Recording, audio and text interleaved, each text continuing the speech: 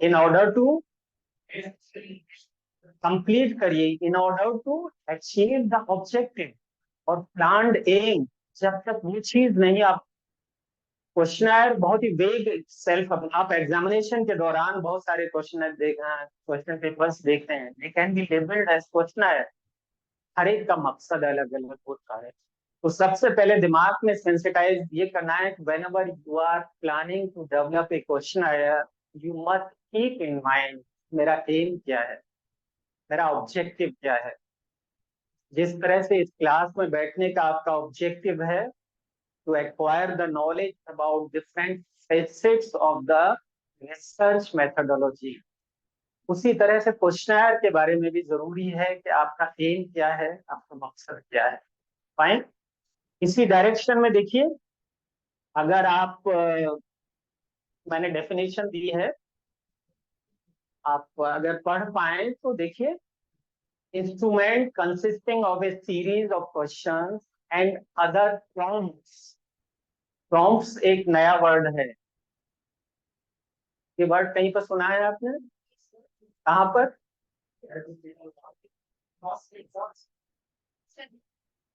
Specially when you are talking to the AI, artificial intelligence में तो यही बात होती है, you need to give the form.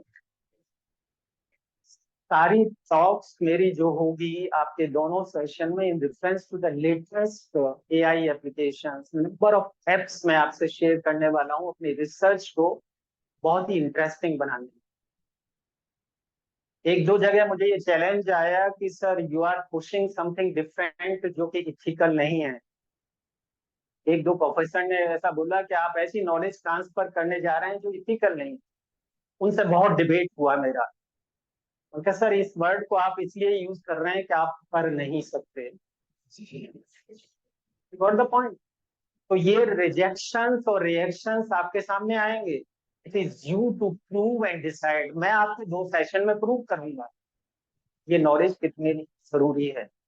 अगर इसमें पिछड़ गए तो ट्रस्ट मी कि आप ऑब्सलीट डिक्लेयर कर दिए जाएंगे। जिस तरह से कोविड के दौरान ऑनलाइन टीचिंग जिन टीचर्स पे नहीं आती थी, उनको ऑब्सलीट डिक्लेयर कर दिया गया, किसी काम के नहीं है। आपको टेक्नोलॉजी के साथ जाना पड़ेगा, आना पड़ेगा। तो पहली जो बात थी मैंने कि other prompts use to gather information from respondents. यहाँ कितनी चीजें आ रही हैं इस डेफिनेशन में? Set of questions. सबसे पहले सेट ऑफ क्वेश्चंस, मुझे सेट ऑफ क्वेश्चंस चाहिए, और दूसरे प्रॉम्प्ट्स भी चाहिए। तीसरी क्या है? इंफॉर्मेशन कलेक्ट करने के लिए। Information, you need some facts, you need some information. Information किस लिए कलेक्ट करते हैं? मैं 3-4 दिन पहले एक बहुत बड़े प्रोग्राम में एक बात कर रहा था, तो वहां पे देखिए एक बहुत इंटरेस्टिंग मैंने रिसर्च डिस्कस की। If you come to the 80s के दौरान, हमने ये सुना था कि जनरेशन गैप 40 इयर्स के बाद आता है। 40 साल के बाद नॉर्मली जनरेशन चेंज होती है। लेकिन 2000 के बाद ये इंफॉर्मेशन कहाँ पहुंची है? कैन यू से कि अब जनरेशन कितने साल में चेंज हो रही है? 5 इयर्स में। 5 साल में जनरेशन गैप आ रहा है। हम हम ऑब्सलीट हो सकते हैं आपके मुकाबले, if I am not ready to equip myself with the technology. अगर मैंने अपने को उसके साथ नहीं दौड़ाया तो मैं ऑब्सलीट हो जाऊंगा। क्यों? इसीलिए आपके रिफ्लेक्सेस, आपके रिएक्शंस, आपका इंफॉर्मेशन प्रोसेसिंग का ढंग बहुत डिफरेंट है मेरे मुकाबले। We must accept it. ये प्रॉब्लम आ रही है कि मैं तो फादर फिगर हूं, मैं तो टीचर फिगर हूं, मैं तुम्हारी बात क्यों मानूं? that the gap you can fill up using or exposing yourself कि नहीं साहब मेरे पास ये चीज है। अब देखिए वो चीज क्या है, बस 2 मिनट में अपनी बात करूंगा कि जो डिस्टर्बिंग सीन जो आपके साथ आ रहा है नई जनरेशन में, वो क्या आ रहा है, बस यही बात 2 मिनट में खत्म करूंगा। अगर इन रियल सेंस आप एक अच्छे डेवलप्ड ह्यूमन बीइंग बनना चाहते हैं तो 3 चीजों को जरा ध्यान से सोचिए। कि आप कहाँ पे हैं। और बस 3 चीजें बहुत इंपॉर्टेंट है। सबसे पहले है कि इंफॉर्मेशन एज नॉलेज। सोचिए, you have unlimited information, just click away. हमारे मुकाबले आपके पास बेनतहा इंफॉर्मेशन है। क्या वाकई वो नॉलेज है? कितने लोग हाँ कहेंगे इस बात को? देखिए, we are in classroom settings. अगर ऑनेस्टली आप रिएक्ट करेंगे तो चीजें आगे अच्छी बढ़ेंगी। मैं जस्टिफाई करूंगा इंफॉर्मेशन। देखिए, when ever you have data, एक डेटा होता है। क्या डेटा वो इंफॉर्मेशन होती है? नहीं होता है। रॉ डेटा, मेरी क्लास में मेल है, फीमेल है, इतने मेल हैं, इतने फीमेल हैं, इतने प्रोफेशनल है, इतने नॉन प्रोफेशनल है, ये डेटा है, सिर्फ डेटा है। It is not meaningful information at all. अब जब इस डेटा को मैं प्रोसेस करूंगा, it needs to be process. Male equal to 24, female equal to 38। फिर इसको मैं प्रोपोर्शन या परसेंटेज में कन्वर्ट कर दूं, प्रोसेस हुआ, तब ये इंफॉर्मेशन बनी। डिस्क्रिप्टिव स्टैटिस्टिक्स जो कहते हैं ना, वो यही है, information. Now you can make a decision on the basis of this information कि मेरी क्लास में मेजोरिटी गर्ल्स की है या बॉयज की है, प्रोफेशनल की है या नॉन प्रोफेशनल की है। इस हिसाब से you can have the large decisions in this to come. Statistics हम किस लिए यूज करते हैं? डिसीजन मेकिंग के लिए। Got it? अब देखिए, डेटा आपने प्रोसेस किया, प्रोसेस करने के बाद ये इंफॉर्मेशन बनी। इंफॉर्मेशन के बाद now it can be labelled as knowledge. अब आपको नॉलेज क्या बनी कि मेरी क्लास में इतने परसेंट गर्ल्स हैं, तो मेरी टॉक उस हिसाब से होनी चाहिए। मेरी क्लास में इतना परसेंट लोग ह्यूमैनिटीज हैं, मेरी टारगेट वो क्लास वो टॉक होनी चाहिए, वगैरह वगैरह। नॉलेज। तो अब यहाँ पर देखिए, आप अपने को कहाँ महसूस करते हैं। डेटा या information is not a knowledge itself. ये एक्सेप्ट करिए। जो हमारी जनरेशन, जो यंग जनरेशन है, इंस्टेंटली इस चीज को एक्सेप्ट कर लेती है कि मैं बहुत नॉलेजेबल, का दौर डिफरेंट था। यहाँ करेक्शन की जरूरत है। एक छोटा सा एग्जांपल और दूं कि जब मिट्टी का बर्तन, एक खूबसूरत बर्तन बनाता है मिट्टी का, तो उसके लिए देखिए कितनी सारी चीजें वो इकट्ठी करते हैं। रॉ मटेरियल उसको तैयार करता है, वाटर का प्रोपोर्शन, मिट्टी का प्रोपोर्शन, उसके लिए नंबर ऑफ व्हील्स पर मिनट और पर सेकेंड। उसके बाद एक प्रोडक्ट बनता है। It has number of entities all together, तब जाके एक प्रोडक्ट बनता है। इसी तरह से नंबर ऑफ थिंग्स को ऑल टुगेदर मिलाकर आप नॉलेज एक्वायर करते हैं। तो सबसे पहले यहाँ करेक्शन की जरूरत है कि information does not mean knowledge. अभी ऐसा सीन आए तो आप रिएक्ट करने से पहले आप जरूर सोचिए कि मेरे पास कितनी इंफॉर्मेशन कंप्लीट है, इज इट नॉलेज और नॉट। वेल, नंबर दूसरी चीज है एंड तीसरी चीज है ऑल टुगेदर मैं आपसे बताता चलूंगा। दूसरी है कनेक्शन एज रिलेशन। अब सोचिए, हमारे सामने यही क्वेश्चन आ रहा है, मेरे सबॉर्डिनेट्स मेरा डायरेक्शन फॉलो नहीं कर रहे हैं, मेरे बच्चे मेरी बात को नहीं मान रहे हैं, मेरे स्टूडेंट्स मेरी बात को नहीं मान रहे हैं, क्योंकि वहां कनेक्शन और रिलेशन में बहुत फर्क है। मेरा आपके साथ सिर्फ कनेक्शन है, ये 90 मिनट्स के लिए आपके साथ बात करनी है, उसके बाद सोबर।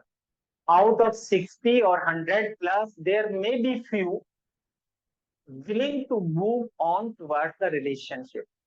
कि सर आपकी टॉक ऐसी थी, मैं इसमें कुछ और करना चाहूंगी या कुछ कैसे, फिर आगे एक बॉन्ड बनता है। आपको कोई एक मैसेज शेयर करना है, फ्रैक्शन ऑफ सेकंड में व्हाट्सएप पे डालिए, मिलियंस ऑफ फॉलोअर्स आपके हो जाएंगे। Are they in really bond? क्या उनके साथ कोई रिलेशनशिप एस्टेब्लिश हो पाता है? नहीं हो पाता है। रिलेशनशिप की अहमियत समझिए, ये डीप रूटेड होता है। एक टीचर के साथ रिश्ता बहुत अच्छा हो सकता है, पेरेंट्स के साथ हो सकता है, आपके फ्रेंड्स के साथ हो सकता है, लेकिन हर एक के साथ नहीं हो सकता। कनेक्शन एज रिलेशन, जब भी इस डोमेन को आप डिसाइड करें तो जरूर सोचिएगा कि मैं किसको मिसलीड कर रहा हूं और कर रही हूँ। एक छोटी थोड़ी सी इंफॉर्मेशन है, ही और she is a very good friend of mind पापा। पापा कह रहे हैं कि बेटा नहीं, कुछ और जानो, try to understand each other. आज के दौर में क्या हो रहा है ना, मेरा बेटा एम्स्टर्डम नीदरलैंड्स में जॉब करता है, ही इज 32+, वो शादी नहीं कर रहा था, तो मैंने पुश किया, now he has decided to move on. तो जानते हैं कि पापा, I have decided a girl and we are in agreement. इस वर्ड को सुनिए, वी आर इन एग्रीमेंट। एकदम जमीन हिल गई, पूरी बॉडी हिल गई। शादी एज ए एग्रीमेंट, ये कौन सा यार दुनिया है। I fired upon him to any extend, कि तुमने माँ से कौन सा एग्रीमेंट किया था 9 मंथ्स अपने पेट से रखने का, परवरिश करने का, बाप के साथ। मैं बोले जा रहा था, देन ही रियलाइज कि कुछ गलत हुआ है, then he started tears. Sorry पापा, मेरा सॉरी इसलिए कि एक इंफॉर्मेशन को आपने नॉलेज मान लिया, जो फैक्ट नहीं है उसको आपने नॉलेज मान लिया। तो लेकिन पापा, इस तरह से तो कभी सोचा ही नहीं था। एग्रीमेंट, ये रिश्ता या शादी नाम की जो चीज है, इतना ब्यूटीफुल एक यू कैन से एंटिटी है, जिसको नाम नहीं दिया जा सकता। तीसरी बात जो मैं आपसे और करना चाह रहा हूँ, कन्वीनियंस एज हैप्पीनेस। बहुत आसानी से जो चीजें मिल जाती है ना, खुशी नहीं मिलती है उनसे। बहुत लिमिटेड दौर के लिए वो खुशी मिलती है। जैसे मैंने आपको अपना केस बताया कि एक टीचर बनने के लिए 24 साल में कितनी बार मरा और जिया हुआ, और उसके बाद जब मुझे मिली तो मैं आपके सामने। Good point. हर वर्ड में आप एक मैसेज कहीं ना कहीं देखेंगे, yes I did, yes I am able to deliver, yes I got it. वो वाली फीलिंग आप तभी ला सकते हैं जब हार्ड वर्क करेंगे। You will try to digest the knowledge in such a fashion, applied domain में आप उसे लाएंगे। अप्लाई में कॉज एंड इफेक्ट, स्टैटिस्टिक्स में तो हम यही सीखते हैं, रिसर्च में तो हम यही सीखेंगे, अगर ऐसा करेंगे तो ये होगा, ऐसा करेंगे। तो अगर सही मायने में एक बहुत अच्छी एंटिटी आप बनना चाहते हैं, please take care of about yourself, knowledge, relation and happiness. तभी आप सही मायने में बहुत एक शानदार जिंदगी जी पाएंगे। क्योंकि टॉपिक से अलग बात थी, इसलिए मुझे आपसे बात करनी बहुत जरूरी थी। साइकोलॉजी का टीचर हूँ इसलिए बोल जाता हूँ। Now coming to the topic, very interesting topic. ठीक है, यहाँ तक बात हुई क्वेश्चन। अब यहाँ पे देखिए, ये वाला फिगर देखिए। इस तरह का फिगर कभी आपने देखा है? किसी ने देखा है तो बताइए। इसको माइंड मैप कहते हैं। मैं एक स्लाइड और दिखाता हूं। अगर ये माइंड मैप बना, ये क्या है, टाइप्स ऑफ क्वेश्चन, किस तरह, कितने टाइप्स होते हैं क्वेश्चन के। कैन एनीबडी हेल्प मी कि कितने घंटे, कितने वीक्स या कितने महीने लेंगे इस फिगर को बनाने में? एनीबडी कैन हेल्प मी? हाँ जी, बोलिए, बात करिए, देखिए नहीं बात। एनीबडी? नहीं कुछ, नहीं, मेरा पॉइंट है, आपको नहीं लग रहा है कि बहुत आप पढ़ेंगे? मैं डिस्कस करूंगा एक एक पॉइंट को, बहुत ही इंटरेस्टिंग चीज है। आपको जानते हैं मुझे इसको बनाने में कितना टाइम लगा? 3 मिनट्स। अगर 2 सेशन आप मेरे साथ रहेंगे मोटिवेटेड, तो मैं आपको ये ट्रांसफर करूंगा नॉलेज कि ये काम आप 3 मिनट्स में कैसे कर सकते हैं। Any of the work related to mind map. Mind map क्या है? ये मेरी क्लास का हिस्सा है। 3 मिनट्स, तो ये मैं बाद में बताऊंगा, लास्ट सेशन में बताऊंगा। शर्त ये है, आपको रहना पड़ेगा। अब देखिए, कमिंग टू द क्वेश्चनायर, आप देखिए इसको पढ़िए कि क्वेश्चनायर का देखिए पर्पस क्या है। थोड़ा सा मेरे साथ पढ़ेंगे और बहुत क्विकली हम आगे बढ़ेंगे। जूम करूं या देख पा रहे हैं? देखिए, सबसे पहला है data collection. As a researcher we need to collect the data. अब ये वाला मेरा वीडियो ऑनलाइन ये ऑफ हो रहा है ना, आप यहाँ से देख लीजिए जो ऑनलाइन है,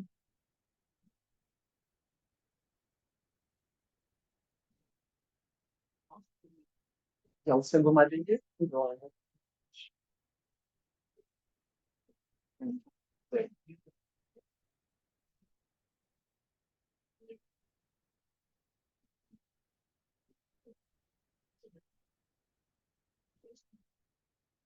नहीं, जो लोग हो रहे हैं दुकान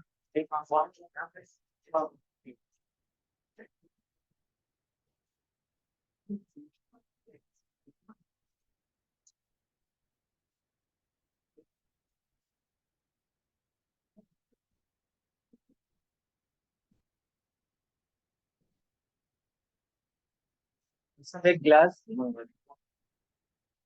यहाँ पे। हाँ, बस ठीक। तो इसको भी ऑन कर दिया।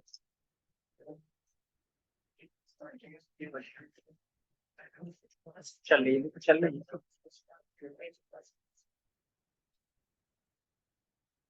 क्या करते हैं स्क्रीन पर।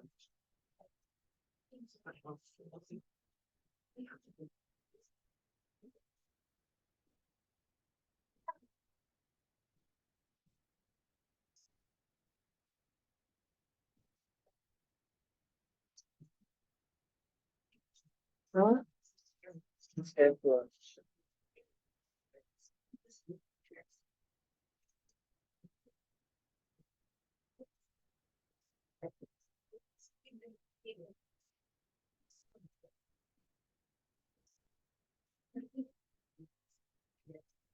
तो मेरे एक दो फोन ले लेना, मैं ये बस बैठा नहीं सिलेक्ट। ठीक है, ठीक है, चलते हैं। ऐसे चलेगा।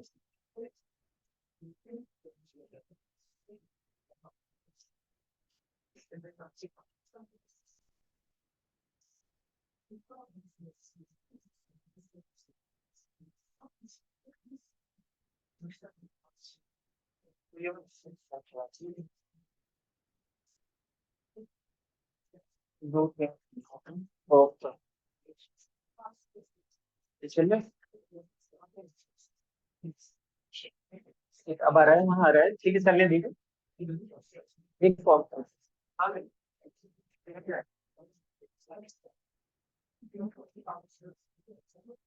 ऑनलाइन आ रहा है, आई एम ऑनलाइन ना, बस ठीक है, चलो एक फॉर्म।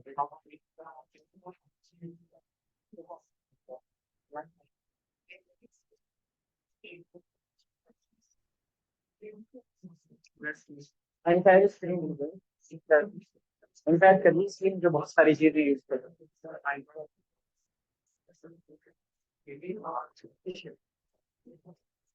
एंटायर स्क्रीन के नंबर ऑफ एप्लीकेशंस में जो यूज कर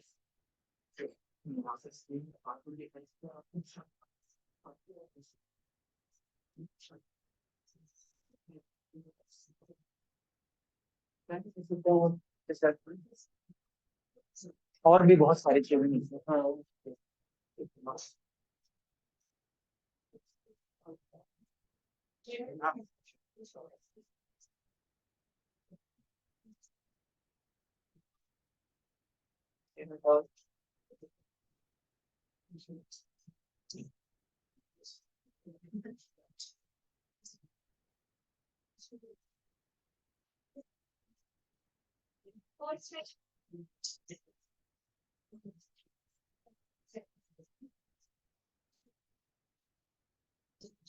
देखिए अब,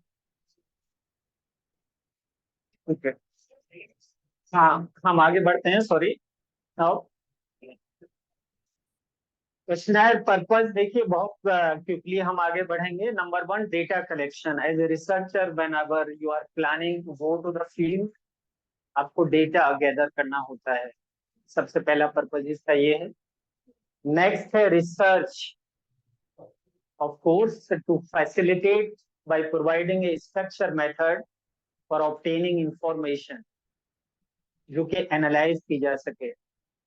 इवेल्युएशन, बहुत सारे क्वेश्चनर्स में डायरेक्ट आप नरेशन देते हैं, you can evaluate the data. Survey type जो क्वेश्चनर्स होते हैं उसमें आपके ये होता है। नेक्स्ट पर्पज है to decision making, you want to make a decision about some problem under study. Decision making questionnaire की जरूरत पड़ती है। नेक्स्ट है फीडबैक, जैसे ये प्रोग्राम चल रहा है, इस प्रोग्राम के कंक्लूड होने के बाद we need some set of questions जिसके बेस पर फीडबैक ली जा सके ये प्रोग्राम कैसा चला। And the last is monitoring and assessment, आपकी एक्टिविटीज, आपके प्रोग्राम्स, आपके प्रोजेक्ट्स कैसे चल रहे हैं या डिपार्टमेंट में डिफरेंट एक्टिविटीज कैसे चल रही हैं उनका मॉनिटर किया जा सके। These are the basic purposes of the questionnaire. Fine, आगे बढ़ते हैं। क्वेश्चनर कितने तरह के हो सकते हैं, टाइप्स ऑफ क्वेश्चनर्स। बहुत क्विकली आप बढ़ूंगा, ये सारी चीजें आपके पास रहेंगी, आप उनको पढ़ भी सकते हैं। माइंड मैप देखिए, सबसे पहले जो है कि questionnaire can be divided in the different types by question format. Question format, question format कितने तरह के हो सकते हैं, जैसे मैंने आपको बताया, open ended questions and close ended questions. Open ended questions कौन से होते हैं? Objective, multiple choice type objective questions, open ended questions. Open ended questioners are allow for detailed और फ्री रेस्पॉन्सेज। क्या हुआ?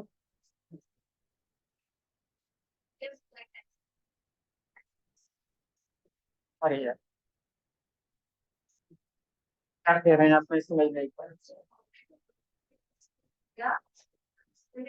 हाँ, साइंस में, ठीक है। तो ओपन एंडेड क्वेश्चंस में देखिए क्या क्या होता है कि आप freely you can seek the responses, unlimited responses आप ले सकते हैं। एंड क्लोज एंडेड जो होता है ये multiple type and objective type questions, Likert scaling, multiple choice and so on. By format देखिए दो तरह से टाइप होता है। Now coming to the by administration, self administration या इंटरव्यूअर और एडमिनिस्ट्रेटर। सेल्फ, बहुत सारे ऑनलाइन क्वेश्चन हैं, आप सेल्फ एडमिनिस्टर करिए, उसकी फीडबैक आपको मिल जाएगी। बहुत सारे ग्रुप्स में एडमिनिस्टर किया जाता है, एज ए रिसर्चर आप रेस्पोंडेंट को देंगे, उसका डेटा कलेक्ट करेंगे। तो by administration, by delivery medium, it may be paper questionnaire, it may be online questionnaire. Paper questionnaire क्या है कि आपने मेल कर दिया, okay, and paper questionnaire by post and so on. Traditional method and online it has via internet, survey questionnaires, etc. And mobile questionnaires also, survey questions, limited questions, your opinion about this product, your feedback। आप mall में जाते हैं, किसी restaurant में जाते हैं, वहां पे एक सेंटेंस का आपको फीडबैक, इंस्टेंटली वो डेटा आपको मिल जाता है। इस तरह की बहुत ज्यादा जरूरत है प्रैक्टिकल लाइफ सेटिंग्स में। बाई पर्पज, आपका पर्पस क्या है, एक्सप्लोरेटरी है या डिस्क्रिप्टिव है या एनालिटिकल है? एक्सप्लोर करना, जैसे मैं यही जानना चाहूँ what is your opinion about happiness. Young generation या डिफरेंट जेंडर या डिफरेंट बैकग्राउंड के लोग क्या फील करते हैं about this aspect of the happiness. तो एक्सप्लोरेटरी, डिस्क्रिप्टिव, जिसको आप समराइज करना चाहते हैं on the basis of some characteristics. एक मेल ऐसा फील करते हैं हैप्पीनेस के बारे में, फीमेल ऐसा फील करते हैं हैप्पीनेस के बारे में।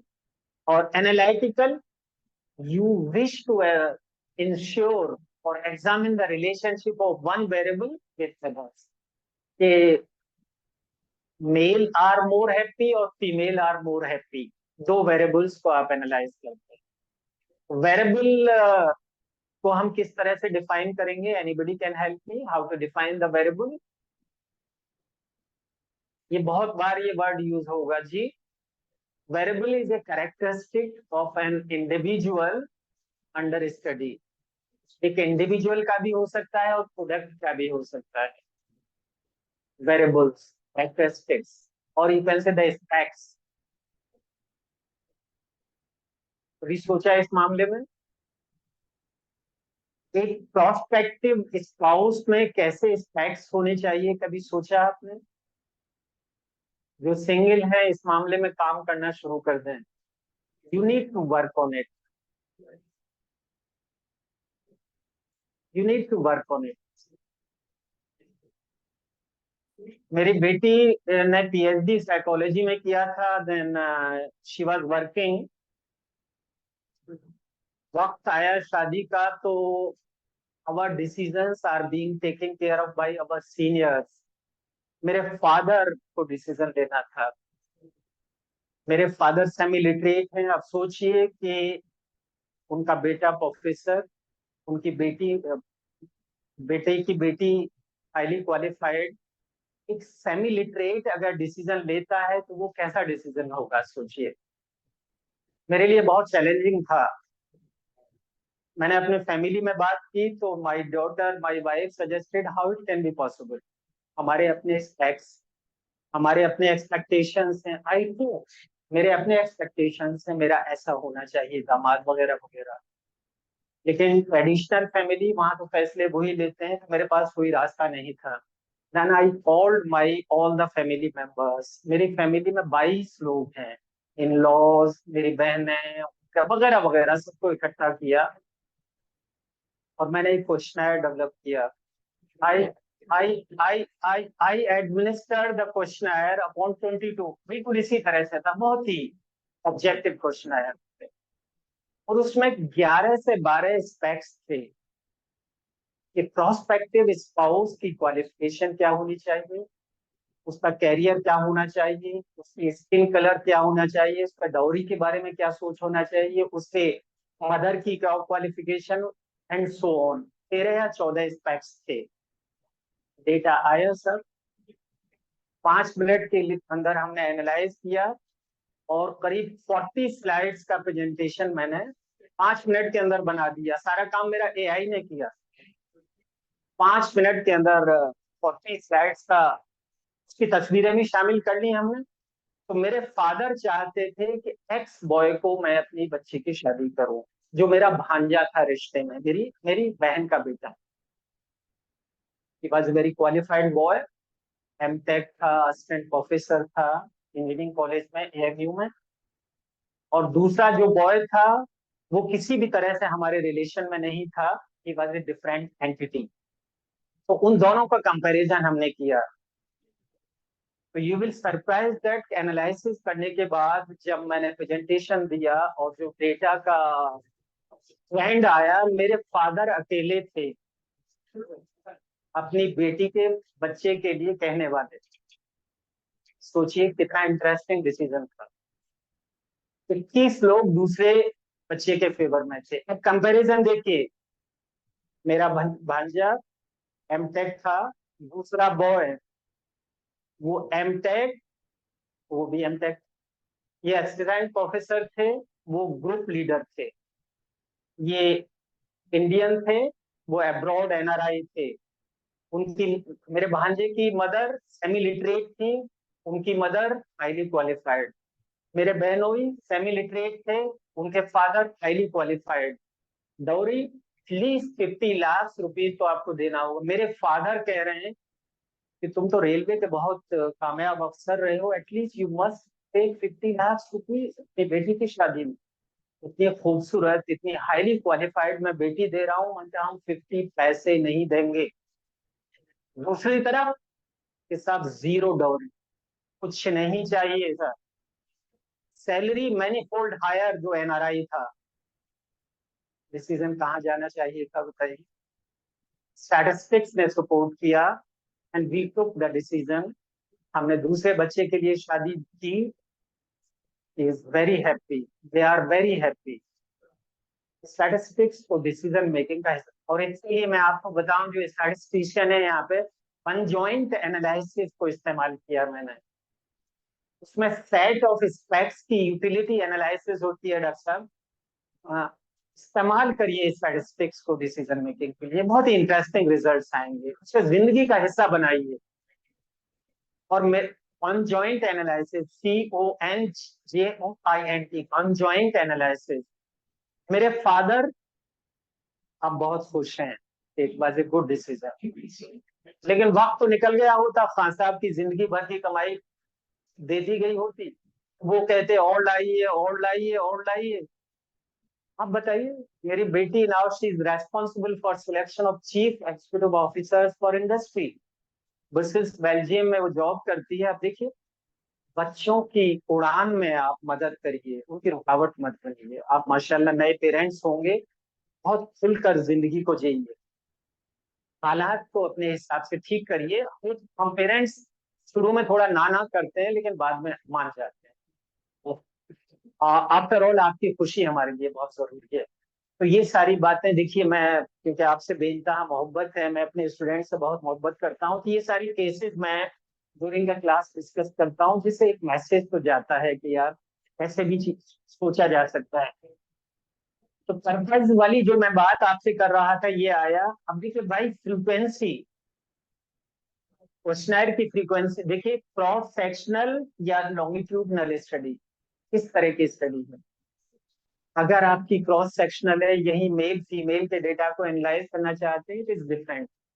लेकिन अगर यही स्टडी आप लॉन्गिट्यूडनल पर्सपेक्टिव में स्टडी करना चाहें कि जो मेल हैं उनका हैप्पी कोशेंट आफ्टर 10 इयर्स और 5 इयर्स क्या रहेगा, फीमेल है उनका क्या रहेगा, तो आपका क्वेश्चनर फॉलो के हिसाब से बनाना पड़ेगा, डिफरेंट आपको क्वेश्चन फॉर्मेटिंग करनी पड़ेगी। जी, बाद में लूंगा, ज्यादा अच्छा है, प्लीज बैठ जाइए। You are a good student, I am sure I will be able to satisfy you. भाई फोकस, फोकस, जनरल क्वेश्चन है या स्पेशलाइज क्वेश्चन है। एक जनरल इंफॉर्मेशन लेनी है, उसके क्वेश्चंस डिफरेंट होंगे, और स्पेशलाइज पर्सपेक्टिव होता है, उसके क्वेश्चंस डिफरेंट होंगे। ये सारी चीजें आपको ट्रस्ट में ना सुपरवाइजर बताएंगे ना गाइड बताएंगे, कोई नहीं बताएगा, it is you to decide. आपको कुछ अलग सोचना पड़ेगा, अपनी रिसर्च को लेके उसमें इन्वॉल्व होना पड़ेगा। 3 साल के लिए या 3.5 साल के लिए मोहब्बत करिए अपने रिसर्च टाइटल से करके, छोड़ दीजिए सारी दुनिया। ट्रस्ट मी कि इतना वंडरफुल प्रोडक्ट डिलीवर आप करेंगे, आप सोच नहीं सकते। पिछले 8 साल में 12 PhD मेरे अंडर में अवार्ड होगी, और सैकड़ों में आई हैव बीन इंस्ट्रूमेंटल। हर 10 मिनट पे एक स्कॉलर डिफरेंट डिपार्टमेंट से आ रहा है। कंडीशन यही होती है कि within the minimum time you need to submit your research. अगर मैं इन्वॉल्व हूं तो इससे ज्यादा का वक्त नहीं, 3 साल के लिए 2.5 साल के लिए छोड़ दीजिए अपनी दुनिया, इसलिए छोड़ दीजिए। देखिए, PhD थीसिस जो होती है ना, इतना वंडरफुल वो प्रोडक्ट होता है। 95% ये स्टैटिस्टिक्स है कि वंस द डिग्री अवार्डेड आप उसे खोल कर नहीं देखना पसंद करते हैं। वजह क्या है कि उस लेवल पे आपका IQ इस लेवल पे आ चुका होता है, you know the merits and demerits of your work, you know the compromises, and you know the confirmation of different stages of the research। अगर अपनी थीसिस के साथ एंजॉय करना चाहते हैं तो हर स्टेज पे उसको वंडरफुल एंटिटी की तरह से लेके चलिए, इन्वॉल्व होइए उसमें, अच्छा काम करिए, जिससे लोग कहें यस यू डिड इट। जैसे मैंने बताया कि जब IIM अहमदाबाद के प्रोफेसर मेरा वाइवा ले रहे थे, देन ही सेड इट, छोड़ दो रे, कुछ नहीं देगा तुम्हें, इस तो कोई कुछ नहीं मिलने वाला था, तो डॉक्टर नाम में लग गया। मैंने PhD अवार्ड होने के 13 साल तक रेलवेज में काम किया, इसके अलावा कुछ नहीं था। लेकिन जब छोड़ा तब एहसास हुआ कि शायद मैंने 13 साल कितना कॉम्प्रोमाइज किया हो। ये वादा करिए और अपने साथ ऑनेस्टली, अपने साथ इंसाफ करिए, it will be the wonderful work, you can make a difference. Fine, by focus and by level of enormity. देखिए बहुत इंपॉर्टेंट है कि बहुत इंपॉर्टेंट है कि रिलेवेंट इंफॉर्मेशन आपको कलेक्ट करनी है। रेस्पोंडेंट्स को आप फॉर ग्रांटेड मत ले लीजिए, हॉरर अटैक मत देने जाइए रेस्पोंडेंट को। डिपार्टमेंट ऑफ एजुकेशन से कुछ स्कॉलर्स टेस्ट बनाते हैं तो मेरे पास आते हैं कि सर हमें एक टेस्ट बनाना है। उसमें देखिए कि 130 150 स्टेटमेंट्स का क्वेश्चन लेकर हमारे पास आ रहे हैं।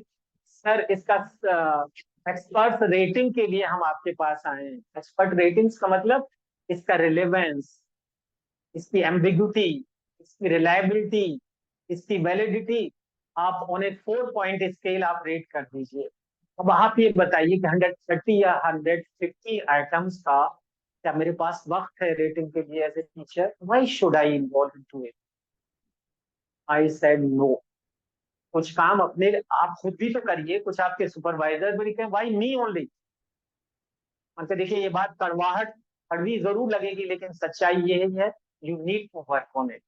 आप काम करने के लिए तैयार नहीं। इसी तरह से मान लीजिए 90 या 70 या 60 आइटम्स का क्वेश्चन लेके जब आप फील्ड में जाएंगे रेस्पोंडेंट के, तो आपको क्या मिलेगा? You are going to give the horror attack to the respondent. Trust me, आपका डेटा बहुत ही मिसलीडिंग डेटा, बहुत ही कंप्रोमाइजिंग डेटा है। नॉर्मल जो लेंथ है, it has to be in और अराउंड 30 35 के बीच से ज्यादा नहीं होना चाहिए। In fact if you can go less than 30 तो भी बहुत ही वंडरफुल रिसर्च रहेगी। समझ रहे हैं आप? तो पहले इसको देखिए कि जब भी मार्केट में बहुत बड़े बड़े टेस्ट हैं, बहुत बड़े क्वेश्चनर्स हैं, उनको मत एक्सेप्ट करिए अपनी रिसर्च के लिए। मैं आपको इसी क्लास में बताऊंगा, you can develop your questionnaire itself. 5 minute के अंदर आप ऐसे ऐसे क्वेश्चनर बना लेंगे। ये इथिकल है। अनइथिकल उनके लिए है जो कुछ नहीं कर सकते। जो रिपीटेटिव टास्क है आपका, जो मैनुअल टास्क है, वो टेक्नोलॉजी से कराइए। बाकी आप जो वक्त है, क्वालिटी वर्क आप अपनी रिसर्च में लगाइए।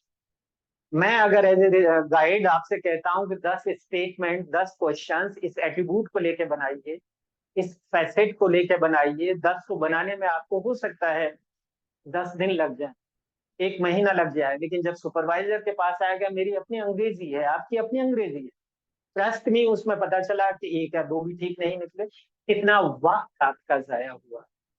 ये स्टेज आपको ये नहीं है कि एक एक सेंटेंस हम लिखना सिखाएं या आप लिखना सीखें। इसके लिए टेक्नोलॉजी है ना, उसे करने दीजिए, फिर उसको आप रिफाइन करिए।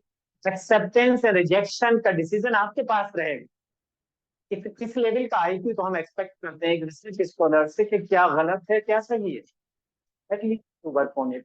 तो लास्ट वाला जो पॉइंट मैं आपसे शेयर कर रहा था कि ये सारी चीजें बहुत इंपॉर्टेंट है, टाइप्स ऑफ क्वेश्चन है। फाइन, आगे बढ़ते हैं। सब देखिए, defining research objective.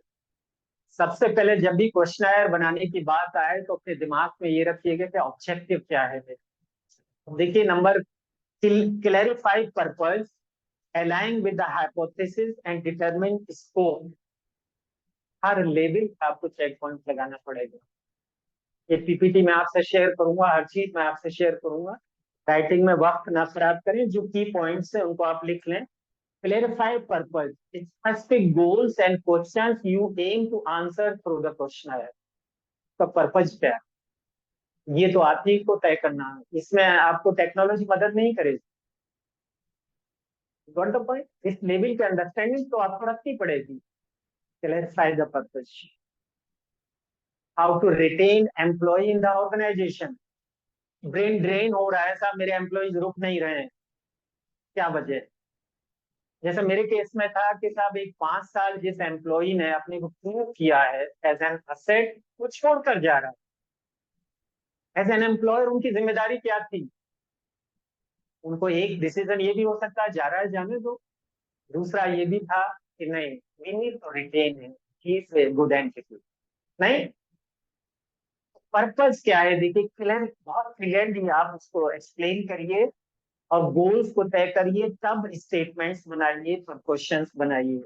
Align with the hypothesis, आपकी रिसर्च माइक्रो लेवल पर जाए,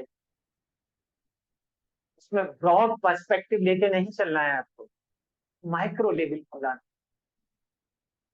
और it has to be aligned with the proposed phenomena about the research hypothesis के बारे में दूसरे स्पीकर आपसे बात करेंगे. It is a tentative statement about the research problem under study. Got it? Align with the hypothesis and determine the scope. आपकी boundaries क्या है, उस क्वेश्चन को वेरीफाई करने के, रेस्पॉन्सेज के, टाइप ऑफ डेटा आप गैदर करने जा रहे हैं, उसकी क्या क्या बाउंड्रीज है. That unit, what type of data you are going to have, what type of analysis you are going to close in days to come. सारी चीजें यही तय करनी पड़ेंगी. You are at the planning stage. Okay. To determine the scope, identify the breadth and depth of information needed to address the research objective. इस level का involvement आपको लाना पड़ेगा. ओके. अब देखिए, एज ए स्पीकर जब मैं आपके सामने आया तो मेरे दिमाग में एक विजन होना चाहिए कि किस तरह का ग्रुप है मेरा, किस तरह की बात मेरी होनी चाहिए, जिससे कि टू सम एक्सटेंट मैं आपसे कम्युनिकेट कर पाऊँ. ओके. डिफाइनिंग रिसर्च ऑब्जेक्टिव, पहले हमने बात की आपसे, डिफाइन किया, फिर पर्पस तय किया, और उसके बाद टाइप्स हमने तय किए कि किस तरह के टाइप हो सकते हैं. अब आप तय करेंगे आपकी रिसर्च किस तरह की है, उसी टाइप का आप क्वेश्चनर बनाएंगे. अब ऑब्जेक्टिव पे आए. अब यहाँ पे देखिए, टारगेट ऑडियंस, बहुत important slide. Identifying the target audience. पहला है डेमोग्राफिक फैक्टर्स. कोशिश करिए कि आपकी रिसर्च में जो रेस्पोंडेंट है, जो सैंपल अंडर स्टडी है, it needs to be homogeneous. अगर आपका ग्रुप हेट्रोजीनियस है, मान लीजिए कि एडल्ट भी आप अपनी स्टडी में स्टडी कर रहे हैं, सीनियर सिटीजन्स भी कर रहे हैं, मिडिल एज भी कर रहे हैं, ये तो बेईमानी है. डेमोग्राफिक कैरेक्टरिस्टिक्स, मैं जब भी मेरे पास रिसर्च स्कॉलर आता है, सबसे पहले मैं टारगेट पॉपुलेशन पूछता हूँ कि किस पॉपुलेशन को आप स्टडी करना चाहते हैं. सबसे पहले ये बात होनी चाहिए, क्योंकि ह्यूमैनिटीज में फिर सारी चीजें उस हिसाब से डिस्कस होंगी. डेमोग्राफिक कैरेक्टरिस्टिक्स को ख्याल रखिए. ये किस लिए? when you are controlling the demographic characteristics to large extent, you are ensuring the homogeneity. इस एज ग्रुप के सब्जेक्ट्स को मुझे स्टडी करना पड़ेगा, इस इनकम ग्रुप के सब्जेक्ट्स को मुझे प्लान करना है. ओके. और इस एजुकेशनल लेवल के लोगों को मुझे स्टडी करना है. तब आपकी रिसर्च बहुत डिफरेंट होगी. साइकोग्राफिक फैक्टर्स तय करिए कि आपकी रिसर्च में क्या क्या इंटरेस्टिंग हो सकता है. इंटरेस्ट क्या है, एटीट्यूड क्या है, वैल्यूज क्या है, बिहेवियर्स क्या है, that shape the target audience. Target audience दिमाग में. इंटरेस्ट, यहाँ जितने पार्टिसिपेंट्स हैं हर एक का सेम नहीं हो सकता, क्योंकि हर एक की नीड डिफरेंट है. लेकिन रिसर्च में तो जो डेटा आप कलेक्ट करेंगे उसमें तो इंटरेस्ट आपका यूनिफाइड होना चाहिए. आपको अंदाजा है कि वेस्टर्न वर्ल्ड में वहां सैंपल सिलेक्ट नहीं किया जाता है. मेरी रिसर्च के लिए 300 लोगों को मैंने सिलेक्ट किया, वहां सिलेक्ट नहीं होता है, वहां रिक्रूटमेंट होता है. 300 subjects have been recruited for the target study. Recruitment, कितना फर्क है. रिक्रूटमेंट जब वर्ड हम लाते हैं तो इसका मतलब क्या है? They are being paid for honest responses. $10, $5 या $20, जो भी उनका म्यूचुअल अंडरस्टैंडिंग होती है, पे किया जाता है. इसीलिए वहां की रिसर्च और हमारी रिसर्च में कितना फर्क है आप महसूस कर सकते हैं. अब जो डेटा कलेक्शन के लिए फील्ड में नहीं गए, ट्रस्ट मी, बाल नोचने को मन करेगा. डेटा मिलेगा ही नहीं आपको. वो क्यों दें आप बताइए. ना आपके पास वक्त है, ना उनके पास वक्त है. आपने तो बस फॉर्मेलिटी सा भी पूछना है, भर दीजिए. से कौन भर रहा है? जब डेटा 300 और 400 का आपके पास एनालिसिस के लिए होगा तो ट्रस्ट में जो रिजल्ट उसके आएंगे आप अंदाजा नहीं लगा सकते. अभी डिपार्टमेंट ऑफ फिजिकल एजुकेशन का एक स्कॉलर्स मेरे पास आए कि सर मैंने 2000 का डेटा कलेक्ट किया है और मेरे सुपरवाइजर कह रहे हैं कि जाओ 2000 का और कलेक्ट करके लाओ, पीएचडी के लिए शिफ्ट. अब उसकी जिंदगी का अंदाजा लगाइए, 2000 एडल्ट का data. Can you imagine? 2000 infinite population के लिए 386 और 400 का डेटा सफिशिएंट है। साइज कितना भी बड़ा पॉपुलेशन का है, not more than 400। Larger the sample size, smaller the statistics will be significant. 0.12 0.10 का कोरिलेशन आपका सिग्निफिकेंट हो जाएगा। ये तो बेमानी। हाईली सिग्निफिकेंट 0.001 गलत है। तो मैंने उनसे कहा कि भाई मुझसे क्या चाहिए? बोले कि साहब मैंने सुना है कि सर आप मेरी मदद कर सकते हैं। मैंने कहा, क्यों मदद करूं भाई आपकी? बोले कि नहीं सर, आप हैं ही ऐसे, आप मेरी मदद करेंगे। अब देखिए, आप करेंगे सर मेरी, वेरी क्लियर। अच्छा ठीक है, करते हैं। तो मैंने उनका डेटा देखा, डेटा देख के मैंने कहा हाँ मदद से कर देंगे। तो मैं 2000 का डेटा दोबारा कलेक्ट करने नहीं जाना पड़े। खुश हो गया। कंडीशन ये है कि तुम्हारे सुपरवाइजर को मेरी बात माननी पड़ेगी, जो मैं कह रहा हूँ। लेकिन हाँ सर ठीक है, मैं आपकी बात उन तक पहुंचा दूंगा। उनके सुपरवाइजर का फोन आया कि सर जैसे आप चाहें, आपको सुपरवाइजर बन जाइए, आपको ऑथर बन जाइए, दुनिया भर के उन्होंने ऑफर दे डाले, लेकिन इस काम को सिमटवा दीजिए। अब देखिए, यहाँ सोचिए, वो भी तो बहुत बड़े प्रोफेसर साहब हैं, राइट? हम फॉर ग्रांटेड नहीं ले सकते आपको। आपके मैन आवर्स, रेस्पोंडेंट के मैन आवर्स, कितना इंफ्रास्ट्रक्चरल मिसयूज है, समझ रहे हैं? ऐसा सीन आए तो कभी भी अपने को गिरवी मत रख दीजिए। अदब के साथ अपने सुपरवाइजर साहब से बात करिए कि साहब स्टैटिस्टिक्स ये कंफर्म कर रही है, sir we can do this. जब मैंने इंक्वायर किया तो पता चला कि साहब यहाँ तो रिसर्च ऐसी ही होती है। कैन यू इमेजिन कि उनका 7 पेजेस का एक क्वेश्चन आया था, 7 into 2000। इसी तरह से 7 into 2000 मैन आवर्स, उसको भरने में, उसको डेटा को एंट्री करने में, उसको गलत है, ये बेमानी। ऐसा नहीं होना चाहिए। ओके, टारगेट बहुत ख्याल है। प्लस प्लस एक्सेसिबिलिटी कंसिडरेशन, आपके जो रेस्पोंडेंट्स हैं अप्रोचेबल होना चाहिए। मैंने जो शुरू में आपसे बात कही थी ना कि रेस्पोंडेंट, आपका टारगेट क्या है? खासतौर से गर्ल्स के केस में बहुत सेंसिटिव रहने की जरूरत है कि टारगेट पॉपुलेशन को एक्सेसिबल।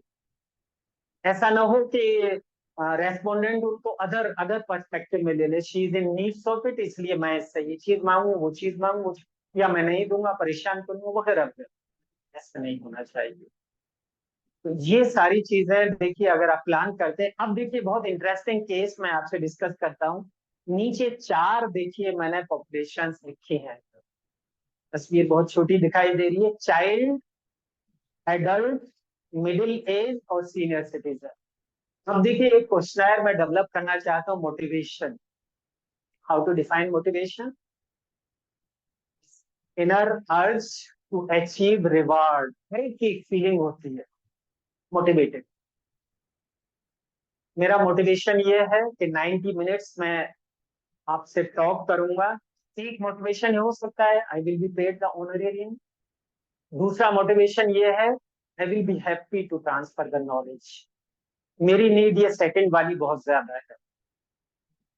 मुझसे ये सवाल किया जाएगा, मेरा ये यकीन है कि मुझे सवाल किया जाएगा कि हमने तुम्हें इतनी नॉलेज दी पढ़ने के बाद, तुमने उसका क्या किया? मेरा ये यकीन है। मुझे जो नॉलेज ट्रांसफर करके खुशी हो रही है, वो सेकंड पर्पज मेरा सॉल्व हो रहा है। यस, मैं कर पा रहा हूँ। अब देखिए, अब यहाँ पे देखिए मोटिवेशन की जो मैं बात कर रहा हूँ, एक चाइल्ड का कॉज ऑफ मोटिवेशन क्या हो सकता है? मोटिवेशन चारों के केस में मोटिवेशन को आप देखिए। एक चाइल्ड के केस में मोटिवेशन का कॉज क्या हो सकता है? सिर्फ एक चॉकलेट। एक चॉकलेट बच्चे को दे दीजिए, जो चाहे वो काम करा लीजिए। विजुलाइज करिए, कई पिक्चर्स में हीरो हीरोइन को अपना मैसेज कराने के लिए इस तरह से यूज करता है ना चॉकलेट, वो दौड़ा दौड़ा चला गया, बहुत बड़ा काम कर गया जो बड़े नहीं कर सकते हैं। The cause of motivation, chocolate. सिर्फ एक चॉकलेट 10 रुपए की। सेकंड आइए, एडल्ट। एडल्ट का मोटिवेशन क्या हो सकता है? सभी लोग एडल्ट हैं माशाल्लाह। बताइए। Appearance, handsome personality, good looking, अच्छी ड्रेसेस, जिम,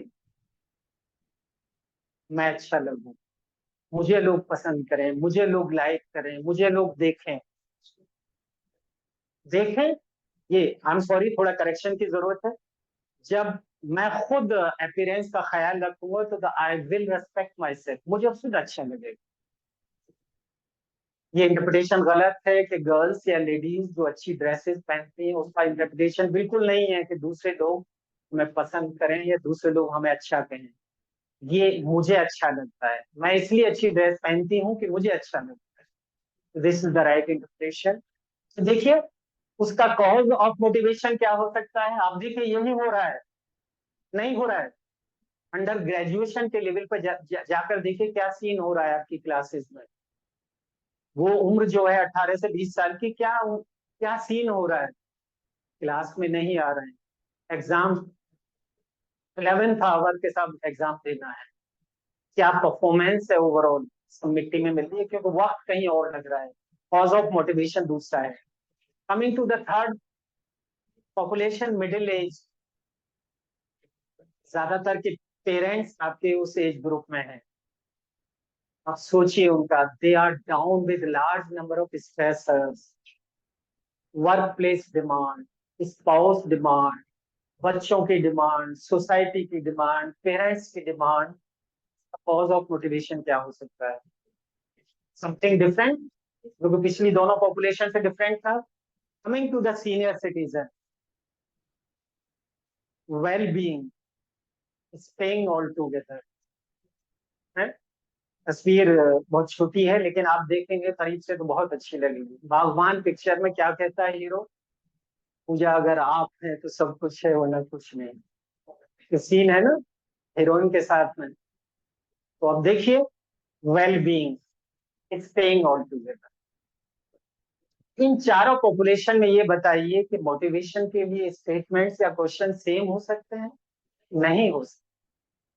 इस तरह से आपको अपनी रिसर्च को सोचना पड़ेगा कि टारगेट जो ऑडियंस है उसके रेफरेंस में इस वेरिएबल का मीनिंग क्या है। नहीं हो सकता सेम। ये बहुत बड़ा चैलेंज है रिसर्च में। आप जब अपने रिसर्च में इस तरह के वेरिएबल्स को टेस्ट करेंगे तो ट्रस्ट मी, जो मार्केट में अवेलेबल टेस्ट हैं उनको लेते हैं और उनको एडमिनिस्टर करते हैं, डेटा कलेक्ट करते हैं, कुछ ना कुछ तो निकल ही आता है। Trust me. चलो टी टेस्ट निकाल दो, काई स्क्वायर लगा दो, एनालिसिस और वेरिएंस कर कुछ, उस स्टेज पर सिर्फ कंप्रोमाइजेज होते हैं और रिसर्च भी सबमिट हो जाती है, अवार्ड भी हो जाती है, आप डॉक्टर भी बन जाते हैं, लेकिन इन रियल सेंस वो मजा नहीं आता है।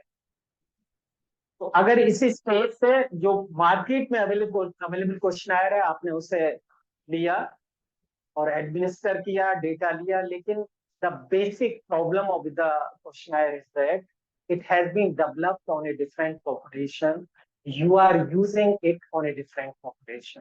पॉपुलेशन डिफरेंट हो, जैसे मैंने मोटिवेशन का जिक्र किया, तो चारों के लिए सेम नहीं हो सकता। तो ये आपको दिमाग में रखने की जरूरत है, आइडेंटिफाइंग टारगेट ऑडियंस सबसे पहले रिसर्च में। Now coming to the question formulation, और क्लैरिटी रखिए, स्मार्ट अप्रोच रखिए। क्लैरिटी, बहुत सिंपल सेंटेंस बनाना है, बहुत ही रिलेवेंट सेंटेंस बनाना है। अब ये अंदाजा लगाइए कि अगर मोटिवेशन आपको मेजर करना है एडल्ट का, आपसे कहा जाए कि 10 क्वेश्चंस बनाइए on A 5 point Likert scale, having 3 और 4 नेगेटिव स्कोरिंग आइटम्स। मैं रिपीट कर रहा हूँ, अगर आपसे कहा जाए 10 क्वेश्चंस बनाइए तो measure the motivation of adults, जिसमें से 3 या 4 नेगेटिवली स्कोरिंग आइटम्स होने चाहिए। ये काम आपको करने में ट्रस्ट में शायद हफ्तों लग जाएंगे। और इंग्लिश आप महसूस कर सकते हैं, जो पर्सपेक्टिव एक रिसर्चर का होना चाहिए वो कंप्लीटली मिसिंग होगा। सुपरवाइजर साहब के पास लेके जाएंगे, उनकी अप्रोच अपनी डिफरेंट होगी, सारे क्वेश्चन को काट देंगे और 10 बना के लाओ। ये काम आप एआई से कराइए, मैं आपको करके दिखाऊं 10 question with negatively scored item, आपको 2 मिनट के अंदर बन के करिए, उसको यूज करिए। ठीक है, क्लैरिटी होनी चाहिए, न्यूट्रलिटी, न्यूट्रल आइटम, बायस नहीं होना चाहिए। उसका डायरेक्शन ऐसा ना हो यूनिडायरेक्शन बायस क्वेश्चन को, bias question that may influence the respondent. It may be male specific, it may be female specific. No, it has to be fair and unbiased. Relevance, relevant होना चाहिए उस वेरिएबल के लिए। Sensitivity, sensitive जो information है उसको touch न करें आप। Try to avoid the sensitive information. वो सब कलेक्ट करें जब आप इंटरव्यू मेथड्स या फॉलो अप मेथड आपके अपनी रिसर्च के लिए इस्तेमाल करें। कुछ चीजें वेरिफिकेशन के लिए छोड़िए ना, हर चीज पब्लिकली नहीं पूछी जा सकती। ओके, इसका ख्याल रखना है। अब टेक्निक्स क्या हो सकती हैं देखिए, फिर क्योंकि मैंने इसमें देखिए, अब अंदाजा लगाइए टेक्निक्स। अगेन 3 मिनट का टास्क है इस फिगर को बनाने में, माइंड मैप। बहुत लोग जो दूर बैठे हैं उनको शायद बहुत विजिबिलिटी कम हो रही होगी। लेट मी ट्राई टू, ये क्वेश्चन फॉर्मुलेटिंग टेक्निक्स है कि क्वेश्चन किस तरह से आपको फॉर्मुलेट करना है। मैं थोड़ा सा जूम करने की कोशिश करूं। देखिए, ये चारों जो डोमेन थे मैंने यहाँ शामिल किए हैं, जो पिछली स्लाइड में मैंने आपसे शेयर किया था। क्लैरिटी कैसे आप इंश्योर कर सकते हैं, न्यूट्रलिटी आप कैसे इंश्योर कर सकते हैं, रिलेवेंस आप कैसे कर सकते हैं, और सेंसिटिविटी कैसे कर सकते हैं। हर स्टेज पे आपको डूज एंड डोंट गाइडलाइन दी गई है कि जब स्टेटमेंट आप बनाएंगे इन चीजों को ख्याल रखिए। देखिए, वंडरफुल चीज है, मैं एक के बारे में डिस्कस करूं। रिलेवेंस जैसे है, पर्पस बहुत क्लियर होना चाहिए। रिसर्च ऑब्जेक्टिव से रिलेटेड आपका क्वेश्चन होना चाहिए। Fine, focus on necessary information, unnecessary information पर मत जाइए, जो नेसेसरी इंफॉर्मेशन से आप लीजिए। ओके, और देखिए, target audience, consider the respondent perspective. आपको तो क्वेश्चनर भरने की पड़ी है, उसका पर्सपेक्टिव भी तो आप कंसीडर करिए। उस पे क्या रिक्वायरमेंट है, उस पे क्या एक्सपेक्टेशन, व्हाई ही और शी शुड हेल्प यू, उसका पर्सपेक्टिव। नहीं था मेरा क्वेश्चनर भर दीजिए, मेरा पीएचडी, मेरा डिसर्टेशन, लो यार भर देते हैं आंख बंद करके, स्क्यूड हेलो इफेक्ट डेटा आपका चला जा रहा है। नहीं, ठीक। Context, appropriateness, avoid out of context question. हम जब बनाते हैं ऐसा होता है, ये सारी चीजें आती हैं। लॉजिकल फ्लो, ऑर्डर बहुत ही क्लियर होना चाहिए। एक मोटिवेशन आप एक्वायर करें रेस्पोंडेंट का वाइल रेस्पॉन्डिंग योर क्वेश्चन। इस तरह से एक किताब को पढ़ते हैं, एक स्टोरी को पढ़ते हैं, वो वाला मैसेज आपको जाना चाहिए। और हर क्वेश्चन पे लगे कि yes I did it, researcher एक अच्छा काम कर रहा है। तो ये सारी चीज मैंने देखिए, सेंसिटिविटी में respectful language, privacy, emotional impact and voluntary participation. Sensitivity अगर कोई ना कहना चाह रहा है, अदब के साथ उनसे कहिए thank you so much, no issue, I respect your time, I respect your privacy. आप नाराज नहीं हो सकते, नाराज हो तो बिगाड़ क्या लेंगे, लेकिन एक बॉन्ड बनना चाहिए। फला डिपार्टमेंट से फला स्कॉलर आया था, मैंने उसको ना कहा तो उसने अदब के साथ थैंक्स बोला। टीचर भी तो कहीं ना कहीं एक फादर फिगर है, उसको एहसास होगा, अगले दिन हो सकता है आपको बुला ले, आई एम सॉरी बेटा, मैं उस वक्त उस काम में डिस्टर्ब था, वो क्वेश्चन आयर किसी वक्त दे जाना। इस तरह के देखिए लिंकेजेस बनाइए, you will have wonder, you will be wonderful entity. Okay, techniques मैंने आपको बताई। आप स्ट्रक्चरिंग द क्वेश्चनायर, क्वेश्चनायर को देखिए किस तरह से स्ट्रक्चर बनाना है।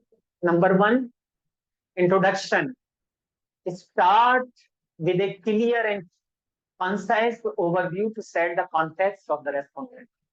उसको मैसेज जाना चाहिए रेस्पोंडेंट को कि आखिर वजह क्या है, why you are interested to seek this information।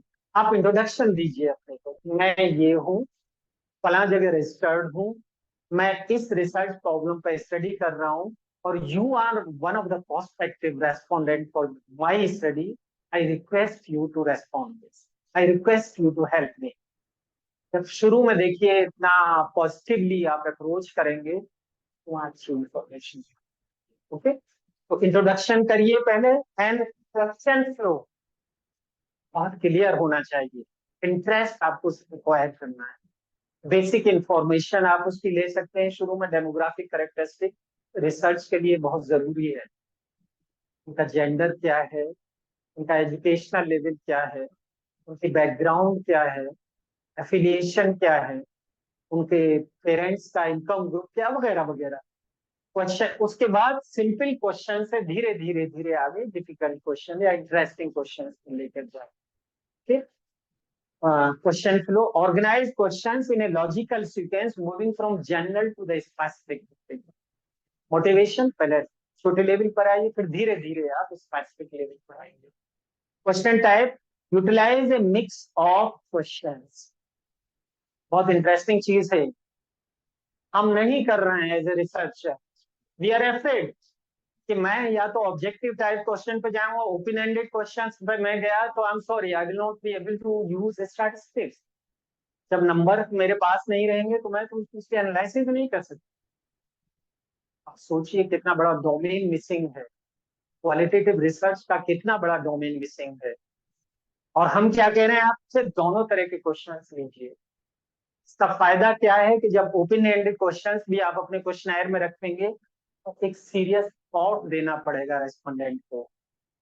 वहां तो मल्टीपल चॉइस में मैंने ये टिक किया, लेकिन इन वर्ड्स मैं ऐसा हूं, एक वैलिडिटी आपको मिलेगी जो एट्रीब्यूट अंडर स्टडी है।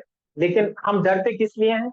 हमारे पास ना वक्त है लिखवाने का, ना उस डेटा को सॉफ्ट कॉपी में ट्रांसफर करने का, ना एनालिसिस का। क्वालिटेटिव रिसर्च में बहुत बड़ा हम काम कर रहे हैं। डॉक्टर साहब आपके यहाँ एसपीएसएस का कौन सा वर्जन है? 23rd। इसमें टेक्स्ट एनालिटिक्स तो नहीं है इसको अलग से। तो टेक्स्ट एनालिटिक्स में प्रोफेसर राजीव पांडे सर के साथ और मैडम भी थी, हमने काफी काम किया है एफआईआर को लेके। और मैं बहुत कार्य कर रहा हूँ, मेरे ख्याल से 3 या 4 मेरी स्टडी क्वालिटेटिव रिसर्च पे सबमिट हुई है। अभी एक बहुत ही वंडरफुल मेरी पीएचडी अवार्ड हुई है। देखिए, शेम, गिल्ट और रिमोर्स, ये 3 सोशल इमोशंस हैं। शेम, गिल्ट और रिमोर्स। कहाँ हमें शर्मिंदगी होती है, कहाँ हमें गलती का बहुत एहसास होता है, कहाँ हमें पछतावा होता है। क्वालिटेटिव रिसर्च थी, और वो कश्मीरी स्कॉलर था, और कश्मीरी ही टारगेट पॉपुलेशन थी।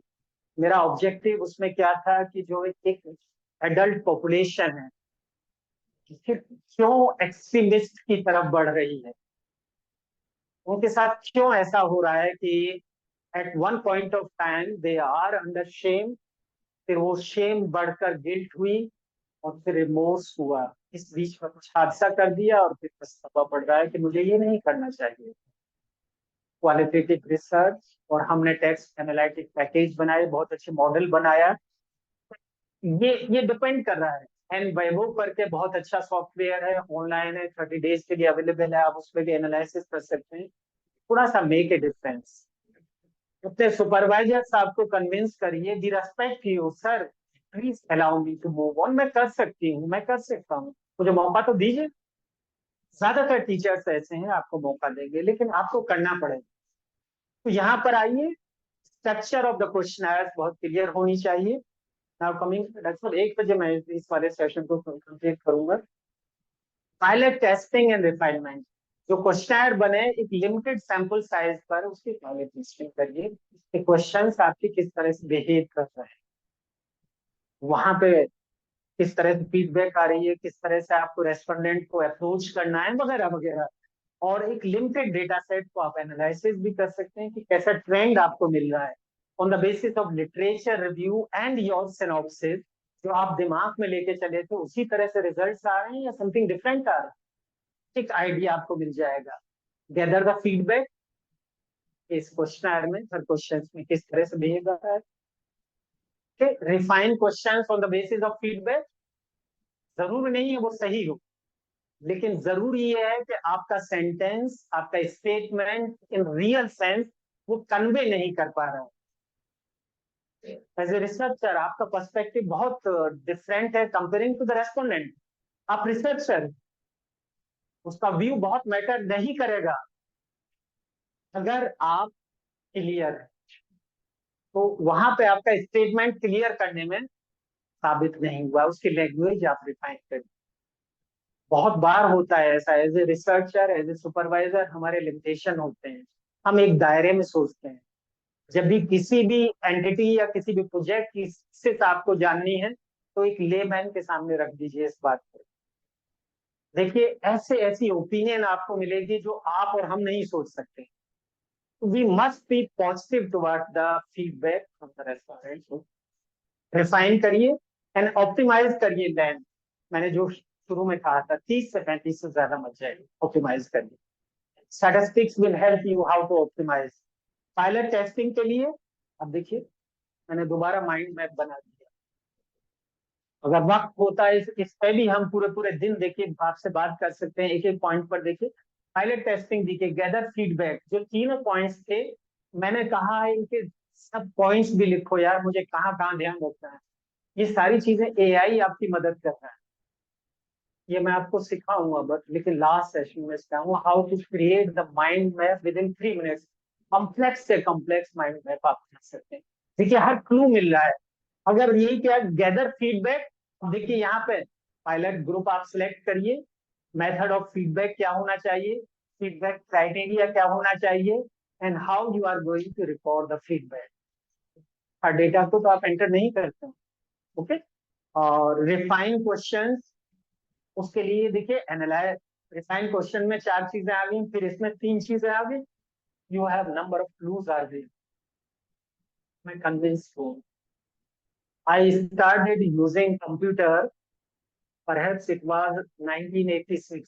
आप में से तो कोई पैदा नहीं था उस वक्त। 1986 से कंप्यूटर का इस्तेमाल करना शुरू मैंने किया। 84 में मैंने एमएससी की थी। Then I joined ICMR in 1985। Doctor साहब ये मेरी 7वीं नौकरी है सरकार की, सरकार में ही 7वीं नौकरी है।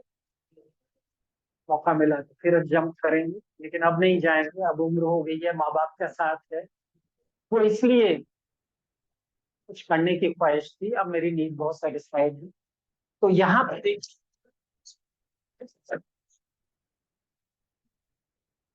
यहाँ पर पॉइंट तो देखिए, एक एक पॉइंट आप देखें, सब पॉइंट्स अगर आपसे कहा जाए इसको एक्सप्लोर करिए, एक्सप्लोर करिए, you can not, I can not. तो मैं कन्विंस हूँ इस टेक्नोलॉजी से। अब यहाँ पे सारा काम देखिए हम यहाँ करना, सिंप्लीफाइड लैंग्वेज। आपको स्टेटमेंट मिल जाएंगे, अच्छी लैंग्वेज में सेंटेंस मिल जाएगा। आप देखिए कि आपको एक्सेप्टेबल है या नहीं। इस तरह से आप क्वेश्चनर के बारे में रिफाइन करिए, फीडबैक करिए एंड लेंथ देखिए। Draw 3 main branches extending out from center level and refine the questions in such a way. Visualization कितनी लेंथ होनी चाहिए, जिस तरह से देखिए मैं यहाँ पे एक स्टैटिस्टिक्स का कॉन्सेप्ट लाना चाहता हूँ। In general your trend of the data needs to be bell shape. आप हायर परफॉर्मर को ही एक्सेप्ट न करें, आप हमेशा एनपीसी को दिमाग में रखिए। उसकी वजह क्या है कि जैसे मोटिवेशन की बात करें, वहाँ पुअर मोटिवेशन वाले लोग भी होंगे, हायर मोटिवेशन वाले भी होंगे, और मीडियोकर भी होंगे। अब ये शेप आपकी आएगी क्योंकि you at last you are going to generalize your results towards population. और आपकी पॉपुलेशन में एनपीसी है, नॉर्मल है, नॉर्मलिटी है। अगर हाईली स्क्यूड होता तो क्या सीन होता, तो ये नेचर एग्जिस्ट नहीं करता। हाईली स्क्यूड होता तो कुदरत का मैनेजमेंट है। तो हमेशा इस तरह का दिमाग में क्वेश्चन को रखिए कि जब भी आप हर तरह के एड्रेस को पॉपुलेशन करें। अब देखिए एडमिनिस्ट्रिंग द क्वेश्चनर आप किस तरह से करते हैं। डिस्ट्रीब्यूशन, टारगेट ऑडियंस को आपने ऑनलाइन दिया या मान लीजिए ऑफलाइन दिया या कॉम्बिनेशन दिया। अब ये तय करना है आपकी नीड क्या है। टाइमिंग्स की सर 1 हफ्ते में, 2 दिन में, 1 दिन में आप मुझे दे दीजिए। एंड इंसेंटिव, फिर वही वाली बात आ रही है, we use to offer the incentive. मैंने कई रिसर्च कराई है, हम इंसेंटिव देते हैं। भले ही एक 5 रुपए का एक पेन दे दो। हमारे लिमिटेशन, हमारी बैकग्राउंड सबकी ऐसी है।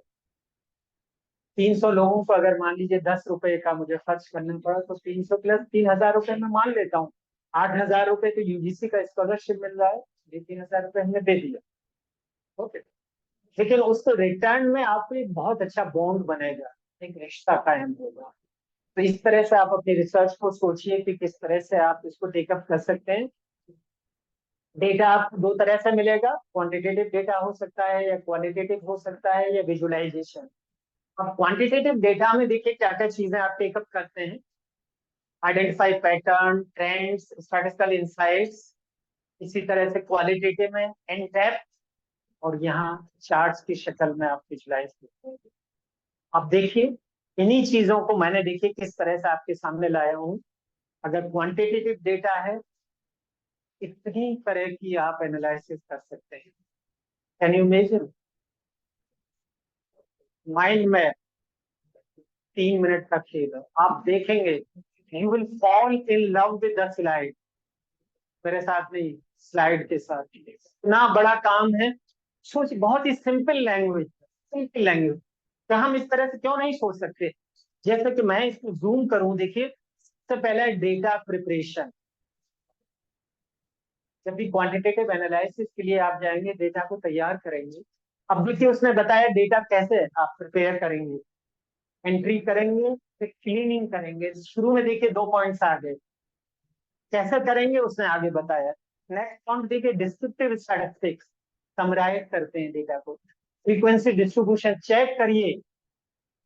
नंबर ऑफ टाइम्स ऐसा सीन होता है, मान लीजिए आपका डेटा 5 पॉइंट लिकर्ट स्केल पर है। आप डेटा एंट्री कर रहे हैं 1 2 3 4 5, 5 की जगह 5 हो गया। एनालिसिस आपने कर दी। आप देखेंगे, मैं रिलायबिलिटी जब आपसे डिस्कस करूंगा कि एक वेरिएबल में एक डेटा ही आपकी स्टैटिस्टिक्स को कितना फ्लक्चुएट कर सकता है। Minimum maximum value variable wise आप चेक कर लीजिए, फ्रीक्वेंसी डिस्ट्रीब्यूशन चेक कर लीजिए। व्हेन यू आर श्योर कि मेरा डेटा ठीक है, तो आगे बढ़िए। ये सारी चीजें हमने बताई हैं। ओके।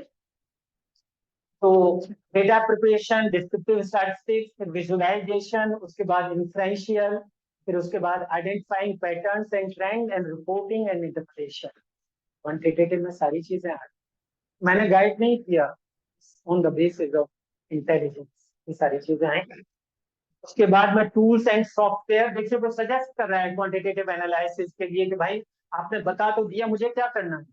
देखिए, एक्सेल हुआ, ग्रुप सूट, एसपीएसएस, एस, वक्त मिला तो I will not introduce, I will not share, I will not ask you to go for SPSS.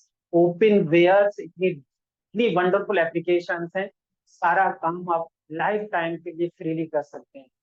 जेमोवी करके एक सॉफ्टवेयर है, उसको डाउनलोड करिए। It is at par with SPSS, सारे काम एसपीएसएस वाले करता है। मैं नेक्स्ट सेशन में आपको बताऊंगा। सारी चीजें मत डिपेंडेंट रही कि मुझे खरीदना है 4 लाख का 6 लाख का सॉफ्टवेयर। आपकी knowledge should not be limited up to the limited perspective. उड़ना सीखिए, कुछ different, you can make a difference. Okay. तो ये सारी चीजें देखिए मैंने क्वांटिटेटिव एनालिसिस से रिलेटेड बताई।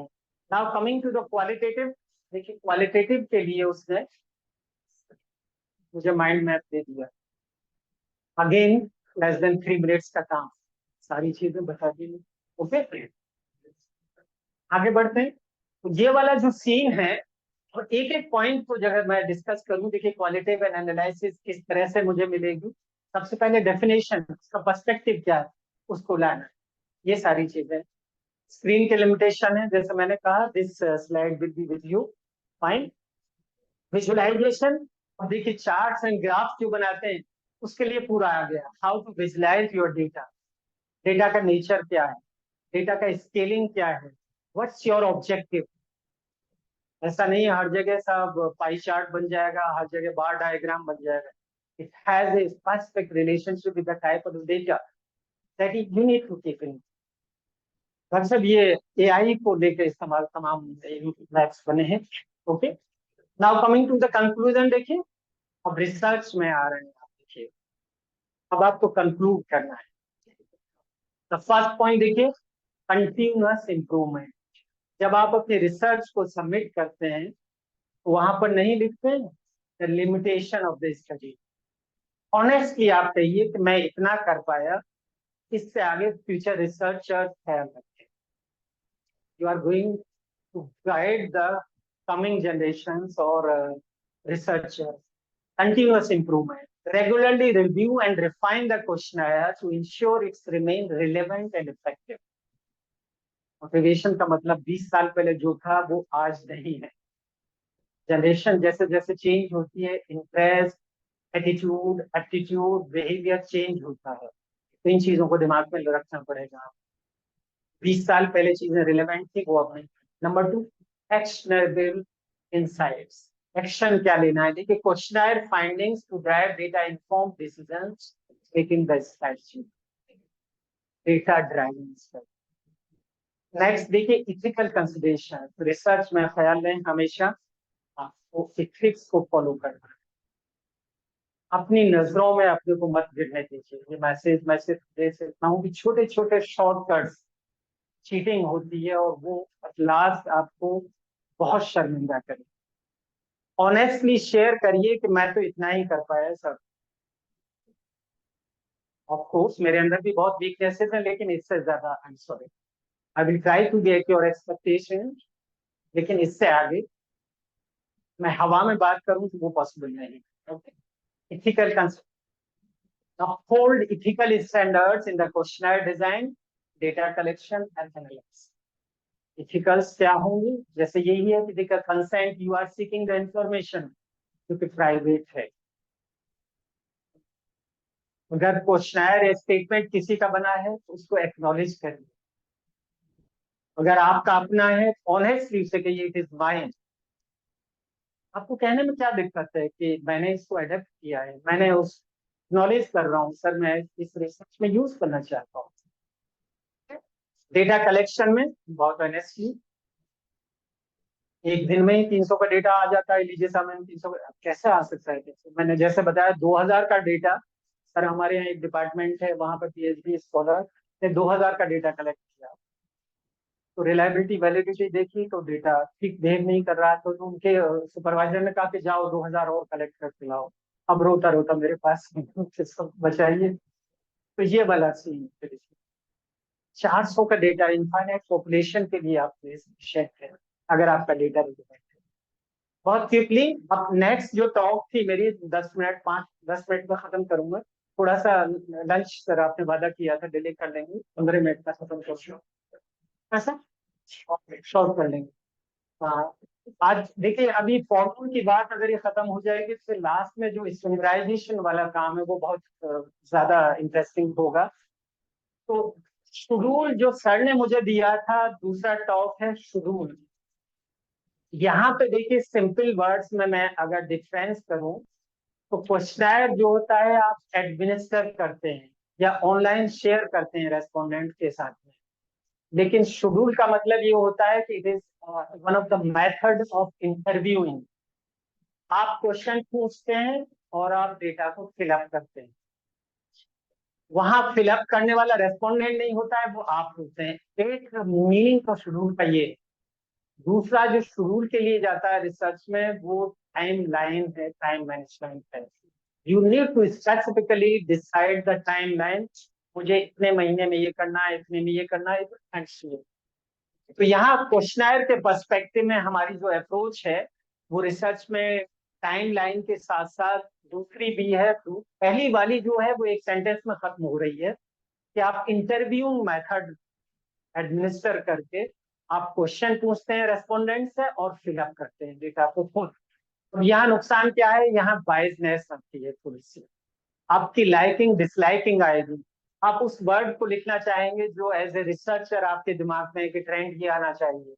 अगर वेरिएबिलिटी ऑफ द डेटा है तो मुझे अच्छे कॉरिलेशंस मिलेंगे, अच्छे रिग्रेशन मिलेंगे। दिमाग में तो ये चल रहा है, देयर आर द लिमिटेशंस। तो ये डिफरेंस दोनों में। पर्पस, पर्पस क्या है कि देखिए पर्पस के हिसाब से डिफरेंस किया गया है। और दूसरा देखिए कंटेंट, किस तरह के क्वेश्चन हैं। कुछ क्वेश्चंस ऐसे होते हैं जो कि रेस्पोंडेंट को खुद फिलअप करना है, और कुछ क्वेश्चंस ऐसे होते हैं जो डायरेक्टली आप उनसे पूछ कर भरवा सकते हैं। यहाँ पे जो डिफरेंस आ रहा है वो टाइम लाइन को लेके जा रहा है, इसलिए मैंने आपसे बार बार कहा कि इसको रिलेट दूसरे ढंग से करें। फॉर्मेट क्या होना चाहिए, देखिए बहुत ही इंटरेस्टिंग आप फॉर्मेट डॉक्यूमेंट बहुत खूबसूरत बनाइए। वो फर्स्ट इंप्रेशन रेस्पोंडेंट देने जा रहा है कि आप किस तरह के रिसर्चर। जिस तरह से घर से निकलने से पहले बार बार हम आईने में अपनी ड्रेस को देखते हैं, अपने आप को देखते हैं, इसी तरह से क्वेश्चनर को देखिए कि जो रेस्पोंडेंट इस पे आधा घंटा या 20 मिनट लगाने जा रहा है उसको फीलिंग क्या आनी चाहिए, क्या ऑनेस्टली मैंने डिलीवर किया जो मुझे करना चाहिए। फॉर्मेट उसका खूबसूरत होना चाहिए। Questionnaire. Next, role in the research. आपका डेटा कलेक्शन है, प्रोजेक्शन है, सर्वे है, डिस्क्रिप्टिव है, एसेंशियल है, वो दिमाग में रखना है या किस तरह की स्टडी आप प्लान कर रहे हैं, अगर क्वालिटेटिव पर्सपेक्टिव और क्वांटिटेटिव। जो टाइप और फॉर्मेट सारी चीजें मैंने दी थी पिछले, ये उसमें आ रहा है। ओके, देन कमिंग, तो वो डिफरेंस मैंने बताया। अब शेड्यूलिंग के लिए देखिए बहुत क्विकली इस तरह से identify the research task and ये मैं फिर रिपीट कर रहा हूँ, the schedule means the time line. जबकि पर्सपेक्टिव क्लास का ये था कि दोनों में क्या फर्क है, तो दोनों में फर्क मैंने एक सेंटेंस में बता दिया। लेकिन मेरे हिसाब से रिसर्च में देखिए शेड्यूलिंग का रोल यहाँ पे बहुत ज्यादा आ जाता है कि how you are going to achieve task and milestones. Plan करिए सब। 3 साल अगर मिनिमम टाइम है पीएचडी का तो 3 साल में होनी चाहिए। कितने लोग कमिट कर सकते हैं कि 3 साल में होगी? मेरे साथ तो यही कंडीशन है कि 12 पीएचडी सर मेरी 8 साल में अवार्ड हो चुकी हैं। तो साइकोलॉजी में ज्यादातर गर्ल्स होती हैं। अब कैन इमेजिन कि उनका सीन क्या होता है। तो जब मेरे साथ रजिस्टर हुई तो पहला कंडीशन ये है कि 3 साल में आपको सबमिट करनी, मिनिमम 3 इयर्स है मेरे यहाँ। आशा करेंगे, ख्याल रहे 3 साल में कर। अब एक एक्सपीरियंस मेरे साथ बहुत गलत हुआ, और करीब 1.5 साल बाद एक लड़की आई कि सर मेरा तो एंगेजमेंट हो गया, मैं फादर फिगर हूँ। मैंने कॉन्ग्रेचुलेशन कहा, लेकिन आगे मैंने नहीं बोला। मैं यू नो द टारगेट्स, बस इतना। 6 महीने बाद आई कि सर ये शादी का कार्ड है, सर मेरी शादी है। मुबारकबाद। क्या कह सकता था, वही फादर फिगर हूँ यार, मेरी बच्ची होती तो मैं भी क्या रिएक्ट करता। फिर वही का ख्याल रहे टारगेट्स। ठीक है सर। 7 या 8 महीने बाद सर आया, मैं सर आई एम एक्सपेक्टिंग। अब क्या कहेंगे आप बताइए? फिर मुबारकबाद, फिर मुबारकबाद। लेकिन चेहरे की हालत बदल गई थी हमारी, बल्कि जो हमारा कमिटमेंट था, मैंने जबान से नहीं कहा लेकिन चेहरे से एक्सप्रेस कर दिया कि कुछ है। ट्रस्ट मी, वो थीसिस भी मेरी 3 साल में सबमिट हुई। बेबी को छोड़ के अपने अपने स्पाउस के पास जाती थी और फील्ड से डेटा कलेक्ट करके लाती थी। अब देखिए उन्होंने 3 साल में कितने काम कर लिए। अब माशाल्लाह वो विदेश में अपने शौहर के साथ हैं, वो भी नौकरी कर रही है, उनके हस्बैंड भी नौकरी कर रहे हैं। Let us make a difference. ये कमिटमेंट ये होना चाहिए इस प्रोग्राम का। मसूद सर ने बहुत बड़ा प्रोग्राम ऑर्गेनाइज किया है कि हम थोड़ा ट्रांसफर करें अपना पर्सपेक्टिव को। कि देखिए बेटियों के साथ क्या है, खासतौर से दे आर एजिंग, बहुत सारी जिम्मेदारी है। पेरेंट्स आर एक्सपेक्टिंग कि जल्दी से ये हो तो हम ये करें, ये करें, वो करें। आपको बहुत ऑनेस्ट रहने की जरूरत है, और you need to be time bound. तो टाइम लाइन आप इस तरह से प्लान करें, लिटरेचर रिव्यू मुझे इतने दिन में करना है, डेटा कलेक्शन इतने में करना है, डेटा एनालिसिस ऐसे करना है। मुश्किल नहीं, बिल्कुल मुश्किल नहीं। और मेरे यहाँ तो मैंने एक केस स्टडी कराई है जो पीएचडी 6 साल में जमा हुई है और जो 3 साल में जमा हुई है। मुझे जमीन आसमान का फर्क नजर आया। मेरे स्कॉलर्स क्लास 1 से लेकर असिस्टेंट प्रोफेसर करीब 95% काम कर रहे हैं, और जो 6 साल वाले हैं उनके शायद 30% भी नहीं है। जब टाइम लाइन होगा तो आपको बहुत ही विजिलेंट और बहुत ही स्मार्ट होना पड़ेगा। तो टाइम का रोल बहुत इंपॉर्टेंट है अपनी रिसर्च में। मत जाया करिए। एवरी डे आपको अपॉर्चुनिटीज और चैलेंजेस आ रहे हैं। हर दिन अपॉर्चुनिटी आपके लिए कम हो रही है, जॉब सी हो रही है, you are aging, parents are expecting बेटा जिम्मेदारी दे या बेटी जिम्मेदारी सब सारी चीज कीप इन माइंड। ठीक है, estimating the task duration, her task को प्लान करिए कौन सा टास्क कैसे करना है।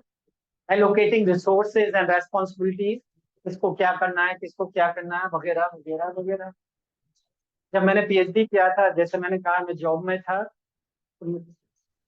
5 डेज हमारा वर्किंग होता था, छठे दिन मैं यूनिवर्सिटी में क्लास लेने आता था और सातवें दिन रिसर्च स्कॉलर्स मेरे घर आते थे, एजीएमसी से, आईएम से, एलयू से, ये साइकिल था।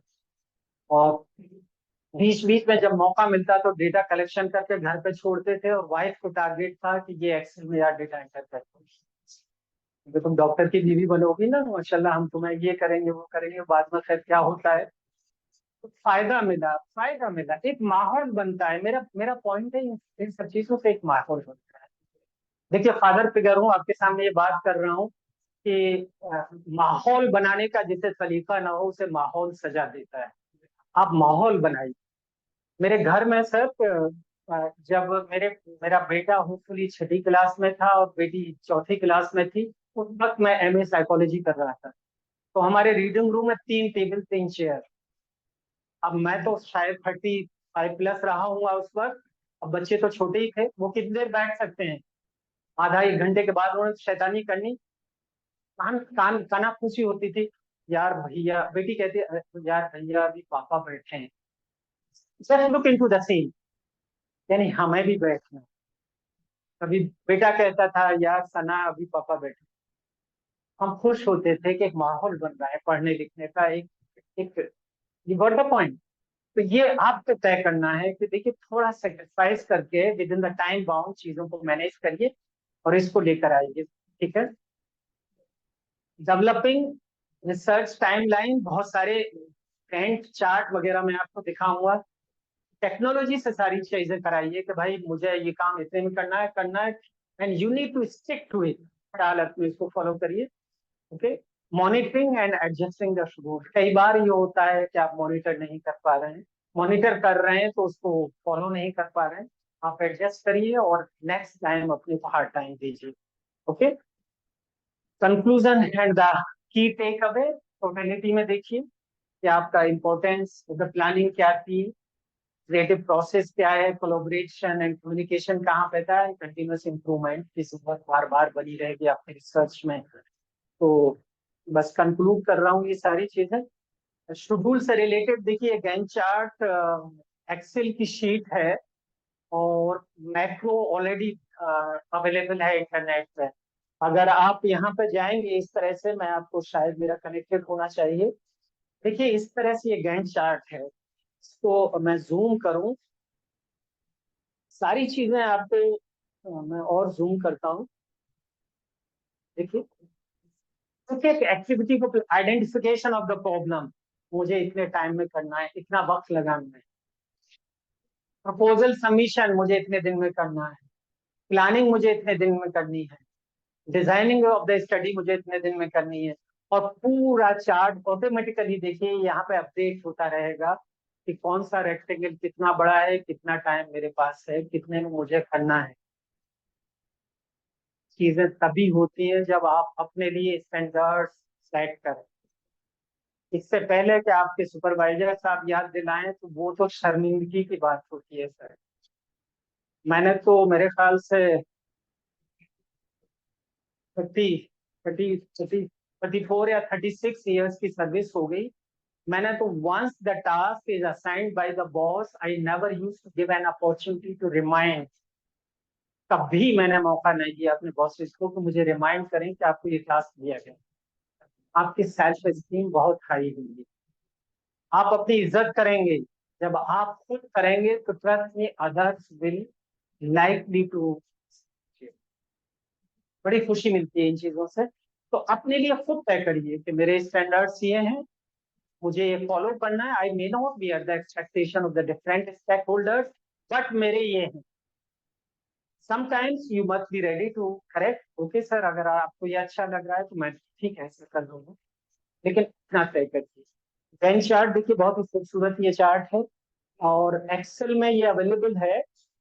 और आप सर्च सर्च करेंगे, मैंने ये ऐप भी दिया है जिसे बनाने के, जिसे डॉट ऐप करके ऑनलाइन है, that you can check it. तो मेरी ये वाली बात हो जाती है। तो